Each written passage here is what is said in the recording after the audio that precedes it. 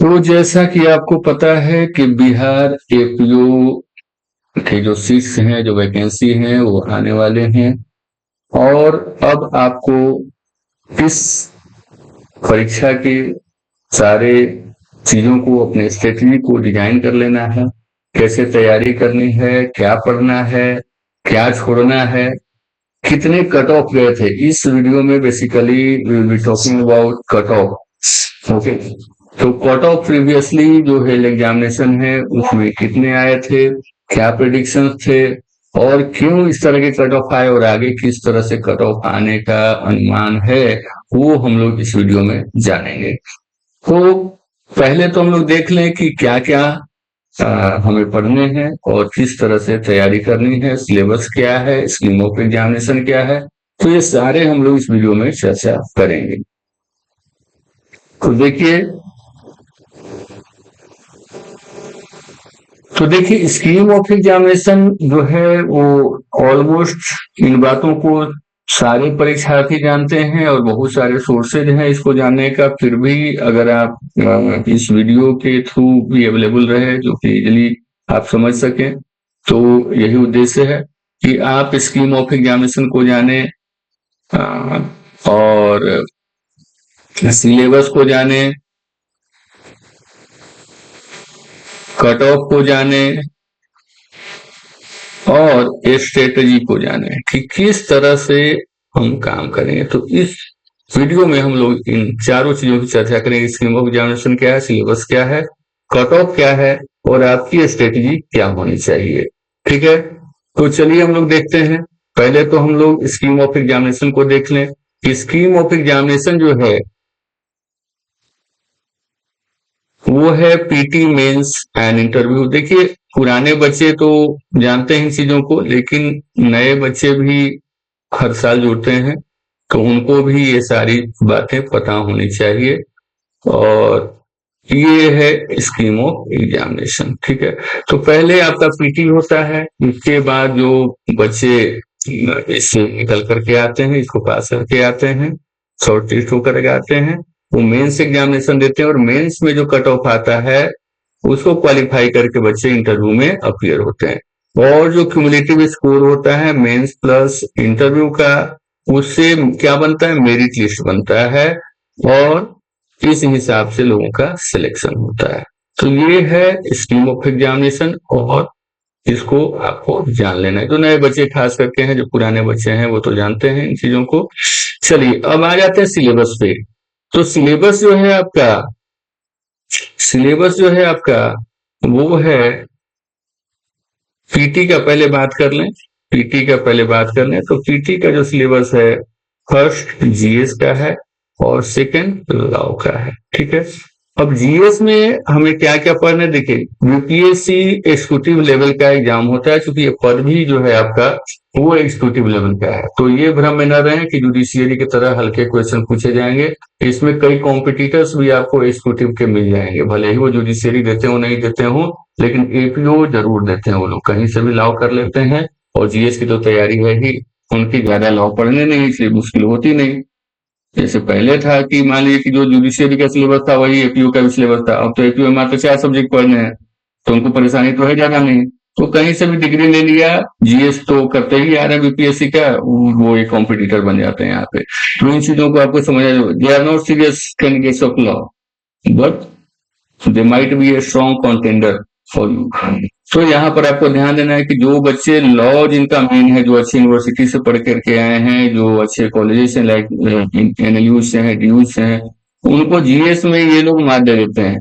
Basically जो general competition वाले हैं, बीपीएससी वगैरह के का जो तैयारी करते हैं, तो इसलिए उनसे आपको जीएस अच्छा रखना है।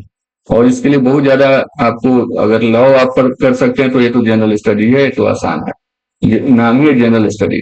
तो यहाँ पर आपको करने हैं इंडियन हिस्ट्री। ठीक है, इंडियन हिस्ट्री में आपको पता ही है क्या क्या पढ़ने होते हैं। इंडियन हिस्ट्री में एंशिएंट, मेडिवल और मॉडर्न। ठीक है, एंशिएंट, मेडिवल और मॉडर्न, ये 3 हिस्ट्री आपको पढ़ने होते हैं। ठीक है, तो ये तीनों को आप इसके अलावा बिहार के संदर्भ में भी देखेंगे, क्योंकि बिहार से भी स्पेशली क्वेश्चन पूछ दिए जाते हैं। बीपीएससी में तो पहले स्पेसिफिकली बिहार से सिर्फ 20 से 25 क्वेश्चन आते थे, और ये बहुत ही मायने रखता था इसका सिलेक्शन होना है या नहीं होना है। पीटी में बिहार स्पेशल पढ़ना जरूरी होता था। अब सेकंड में बात कर लें तो इंडियन ज्योग्राफी, उसी तरह से इंडियन ज्योग्राफी ये सेकेंड मोस्ट जो है इम्पोर्टेंट टॉपिक है। और थर्ड है साइंस। अच्छा, साइंस से ज्यादा क्वेश्चन पूछे जाते हैं, तो साइंस और हिस्ट्री ये दो सबसे महत्वपूर्ण टॉपिक है, और उसके बाद इंडियन ज्योग्राफी, ये तीनों बहुत ही महत्वपूर्ण है। पॉलिटी के भी क्वेश्चन रह सकते हैं, ठीक है, लेकिन पॉलिटी में आप लोग तो खुद ही माहिर होते हो, तो इसमें तो ज्यादा आपको करने की जरूरत नहीं। पांचवा है करंट अफेयर्स और मिसलेनियस, ठीक है, करंट अफेयर्स और मिसलेनियस, ठीक है। तो ये चीजें आपको करनी है जीएस के लिए। अब चले आइए लॉ में। तो लॉ में आपको पता है कि पीटी में जो सिलेबस है वो लॉ में आपका क्या क्या है, आपको बदल गए। सीआरपीसी, आईपीसी एविडेंस थे, जो है बीएनएस हो गया, आईपीसी, फिर बीएनएसएस हो गया, फिर थर्ड हो गया बीएसए साक्ष्य अधिनियम, और फोर हो गया कॉन्स्टिट्यूशन। तो ये आपके लॉ के सिलेबस हैं। और इतने आपको जितने भी टॉपिक हैं उन सारे को तैयार करके आपको मॉक दे लेना है, और मॉक देते रहना है। बिना मॉक के आपका सिलेक्शन नहीं होगा। जितना ज्यादा मॉक उतना ही करीब आप पहुंचेंगे एग्जामिनेशन पे, ठीक है। अब बात कर ले मेंस एग्जामिनेशन की। तो मेंस एग्जामिनेशन में क्या होता है, देखिए,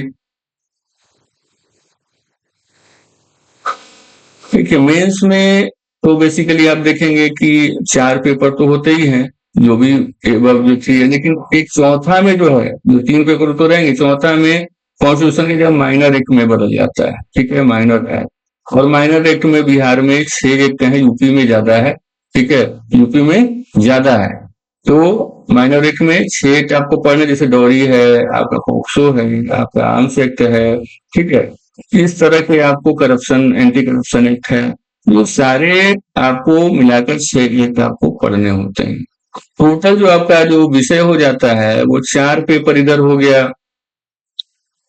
और क्या हो जाता है, एक 5वां पेपर हो जाता है जीएस, ठीक है।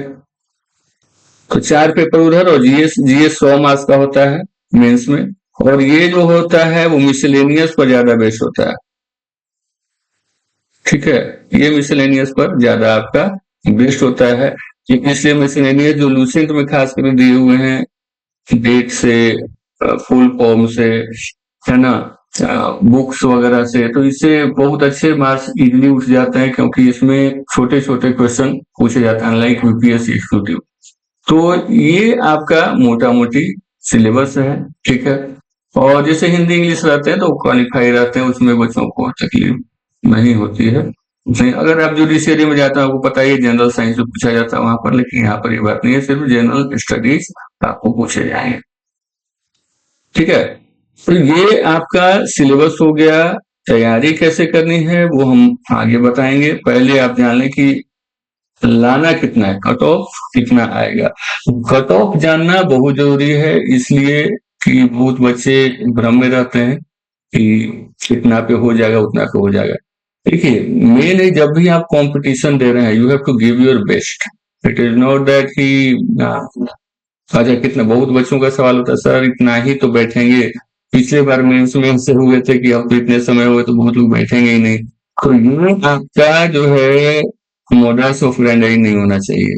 आपका क्या होना चाहिए कि हम सबसे अच्छे बने, ज्यादा से ज्यादा पढ़ेंगे, मुझे मजा आ रहा है इस परीक्षा की तैयारी में, तो you have to do your best. तो ये आपका इंटेंशन होना चाहिए, तभी जाकर इसमें सिलेक्शन होगा। नहीं तो ये सोचिए इतना में तो हो जाता है, 53% में हो जाएगा, 54% में हो जाएगा, ऐसा नहीं है। आप जितना ही चीनी डालोगे, जितना ही चीनी घोलोगे, उतना ही मीठा, उतना ही आप करीब आएंगे सफलता, जितना ही आप तैयारी करेंगे, जितना ही आप पढ़ेंगे। तो ये कभी भ्रम में न रहेंगे पिछली बार इतना कट ऑफ होगा तो हुआ था, तो इस बार भी इतना ही जाएगा, क्योंकि पिछले कट ऑफ को मात दे दिया था। अब देखिए कैसे, पिछली बार क्या हुआ था कि पिछली से पिछले बार जो था बार, तो उसमें बहुत कम पर सिलेक्शन हो गया था, तो बच्चे जो एक्सपेक्ट कर रहे थे कि जो पीटी का जो सिलेक्शन होगा, है ना, वो बिलो 100 जाएगा, बिलो 100, मतलब जनरल की मैं बात कर रहा हूँ। बिलो 100 तो गया ही, इवन माइनस में मार्क्स गए थे एससी एसटी वगैरह के महिलाओं के। लेकिन यहाँ आपको ध्यान देने वाली बात है कि हम जो यहाँ बात करेंगे वो जनरल के सेंस में करेंगे, है ना, कोई रिजर्व कैंडिडेट के, क्योंकि वो आपका एक एडवांटेज है, वो नॉर्म नहीं है। नॉर्म जो है वो जनरल कैंडिडेट का ही है कि आपको कितना लाना है। तो देखिए 100 मार्क्स लोग एक्सपेक्ट कर रहे थे हमारे, आप पुराने वीडियो पर भी चले जाएंगे तो मेरा जो सजेशन था पहले भी 135 टू 140 जाएगा, और जबकि जो कट ऑफ रहा था 138 जनरल के लिए रहा था। मैंने पहले ही बोल दिया था कि ओबीसी वगैरह का रैंकिंग हो जाएंगे वो बिलो 100 जाएंगे, और 78 गया था, और बाद में और भी कम हो गए थे ओबीसी के, 65 60 वगैरह के लगभग ओबीसी के कट ऑफ रहे थे। अच्छा, एक ईडब्ल्यू जो नया कैटेगरी बना है उसमें भी कम कट ऑफ गया है, ठीक है, जो जनरल से आते हैं, लेकिन बहुत लोगों ने, बहुत जनरल लोग भरते नहीं ईडब्ल्यू में, तो कुछ लोगों ने भरा होगा, तो उससे क्या होता है कि बहुत ज्यादा इनका भी ओबीसी के बराबर ही इनका कम मार्क्स गया था कट ऑफ। अब देखिए क्या है कि फिर मेंस में बहुत सारी बातें होने लगी कि सर मेंस में कितना कट ऑफ जाएगा। मेंस में भी मैंने पहले ही बता दिया था कि 53 टू 55 रहेगा, है ना। तो जो कट ऑफ आया है वो अराउंड 53% आपका रहा है, इवन 52.5 रहा है। वो देख लीजिए वीडियो मैंने कितना बताया था, अभी मुझे याद नहीं आ रहा, लेकिन इतना ही मेंस में भी कट ऑफ गया था जितना हमने प्रिडिक्ट किया था उस समय। तो अब देखिए जो रुझान आ रहे हैं, जो पिछले बार के अगर आप देखेंगे कट ऑफ से इस बार की तुलना करेंगे, उससे भी पहले जो हुआ था एग्जाम उससे तुलना करेंगे, तो जो पिछले बार हुए हैं एग्जामिनेशन उसमें जो कट ऑफ गया है वो उससे पहले से ज्यादा गया है ना। और उस हिसाब से अनुमान लगाना, या फिर प्रीवियसली जो भी हेल्थ एग्जाम में हुआ है उससे अनुमान लगाना कि इस बार भी इतना ही गया, तो ऐसा नहीं। इस बार कंपटीशन और बढ़ेंगे, बहुत सारी बातें हैं, प्राइवेट सेक्टर में भी जो है उस तरह की बातें नहीं रह गई हैं, तो लोग ज्यादातर सरकारी नौकरी को ऑप्ट कर रहे हैं। और दूसरी बात है, बहुत सारी बातें पता भी चल रही है, लोगों को पहले अवेयर उतना नहीं थे कि भाई इतना ही सैलरी मिलना है तो फिर क्यों करेंगे सरकारी नौकरी, लेकिन अब हकीकत लोग जानने लगे सरकारी नौकरियों के बारे में, है ना। तो बहुत लोग, जैसे आप पहले देखें कि आईएएस में बहुत कम लोग बैठते थे, लेकिन जैसे ही जान गए कि तो कहने का इनका वेतन है, इसके अलावा तो शासक बनकर बैठे हुए हैं। तो उसी तरह जो प्राइवेट में भी काम करते हैं उनका भी रुझान बढ़ रहा है, क्योंकि उनको पता लग रहा है कि सरकारी में क्या क्या होता है और लोग किस तरह से क्या क्या करते हैं। तो रुझान जो है वो बढ़ रहा है और कंपटीशन भी काफी बढ़ेगा। तो इसलिए आपको तैयार हो जाना है कि किस तरह से आपको करना है। तो ये कट ऑफ आप पीटी के भी जान गए और मेंस के भी जान गए। अब स्ट्रेटेजी आपकी क्या रहनी चाहिए, देखिए स्ट्रेटेजी क्या रहनी चाहिए।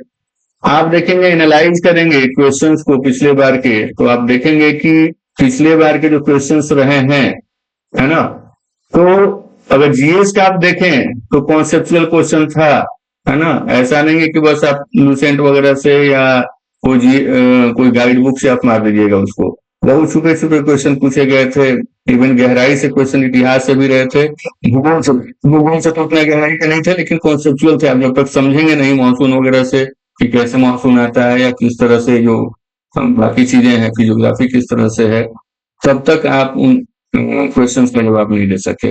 इवन आप लॉ के पेपर में भी देखेंगे तो बहुत सारे सवाल कॉन्सेप्चुअल थे, बड़े बड़े लंबे लंबे सवाल थे। वो can not say that it was an easy paper, however negative marks were there.